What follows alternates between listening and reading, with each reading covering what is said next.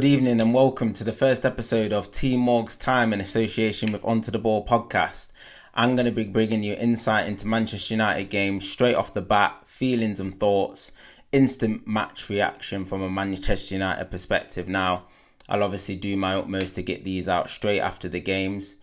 Yesterday, we didn't need to because we went straight live after the fixture and it was a sore one, so I had to let it digest a little bit.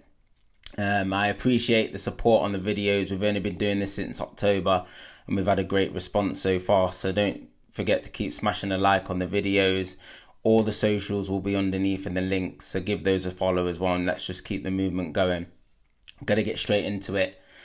I don't know about anybody else, but it was a sore one and I'm still hungover from it, to be honest with you. I couldn't function properly. I couldn't sleep properly, to be fair. I had a bad night's sleep. I was tossing and turning just thinking about the game. And anybody that knows anything about Liverpool Man United, it is the one fixture on the calendar, especially at Anfield. You just do not want to lose that fixture under any circumstances.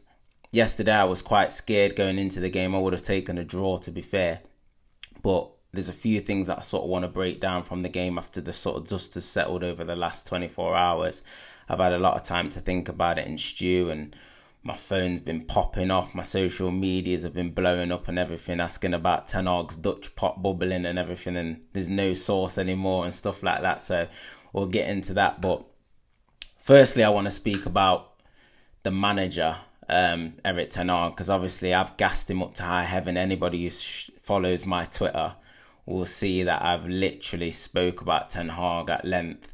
And what a great job that I feel he's done up to this point. Obviously, when he took the squad over, it was on the floor, and I knew there was a lot of work to the squad, and he's had to make some big decisions. So I went into this game pretty confident. I mean, in his pre-match press conference, he said that he spoke about going to Anfield being like any other game. The pitch was the same size, the ball's got air on it, and there's a referee with a few match officials. And hindsight's a wonderful thing, but he's sort of given me a lot of confidence as a fan. Going into this game, I thought, not exactly the same. I knew the importance of this game as a fan against Liverpool fans and the rivalry and the history behind the fixture.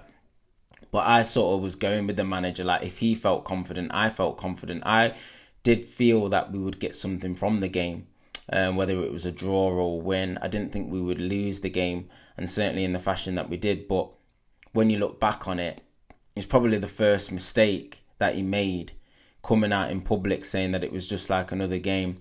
Because I knew what Liverpool were going to bring to the game. I knew they'd be pumped.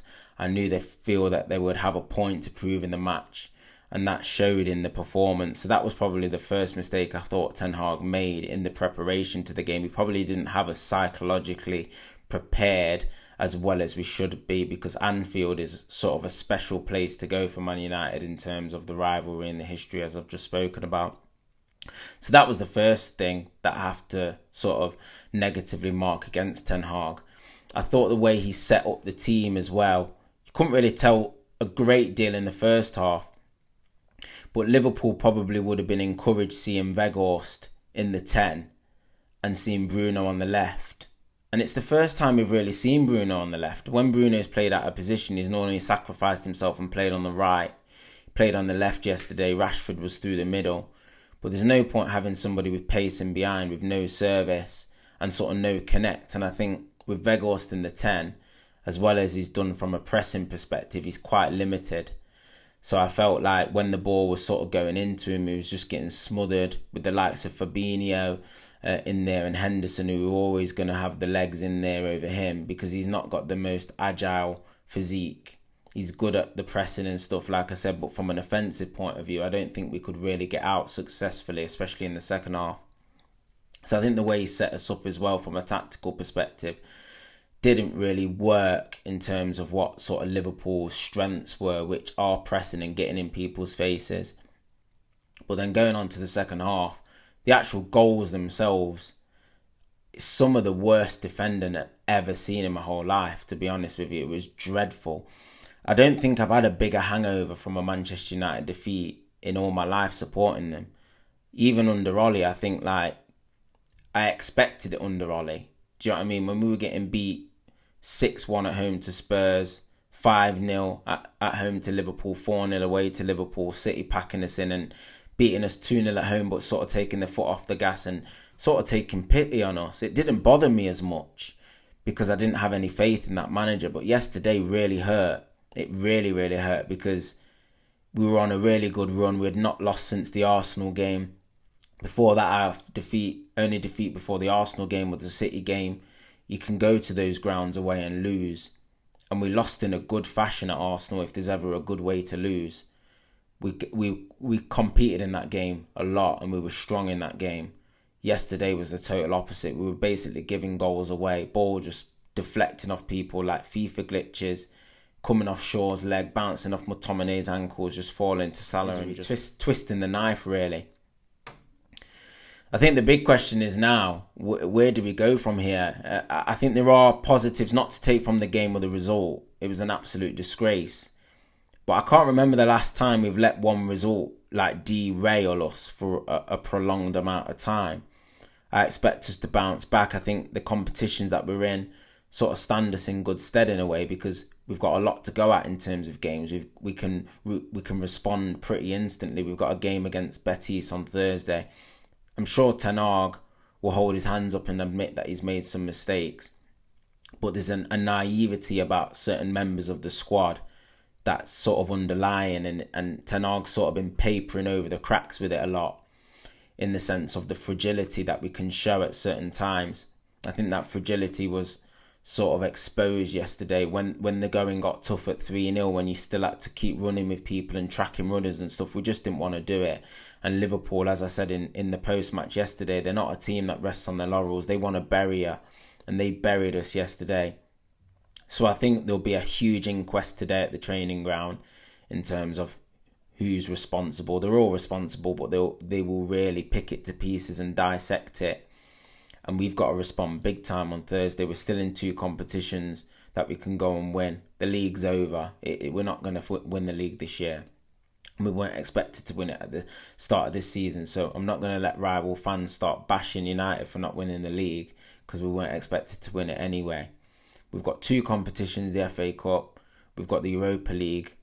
And I think we can go far in those competitions. But it's just important now that we get a win under our belt, or we don't lose away at Betis in the first leg and we go through comfortably, go through in the FA Cup, and start to sort of prioritise that now. I think the main thing and the bigger picture is that over the past 11 games in 30 days or whatever it is, we've had to use probably about 14 players. It's not enough in terms of the depth. And I'd like to see this club in the summer be really ruthless with the players that we get rid of. Because I'm sure the one thing that I think Ten Hag's done well is he's not played players out of sentiment. He's not played players because they felt that they needed a rest, because he sort of signalled to the board that if Varane or Martinez is out, for example, I haven't got the depth underneath. I'm having to play Shaw centre-back because Maguire's not good enough, and Lindelof's not good enough, and McTominay's not good enough, and Elanga's not good enough, and the list goes on. One of the right-backs has to probably go. I've got Van der Beek that's not got a future there. Martial's not played all season. That's 8-9 players not contributing to the cause in any way. And if you compare that to Manchester City's squad, who have spent the same money as us incidentally, they have got 2 quality players in each position. Centre-backs. They've got Diaz and Laporte, John Stones. And you think of the quality that they've got in comparison to us for the same spend. It's chalk and cheese, and we've got to start being ruthless if we want to be in the hunt for the big trophies.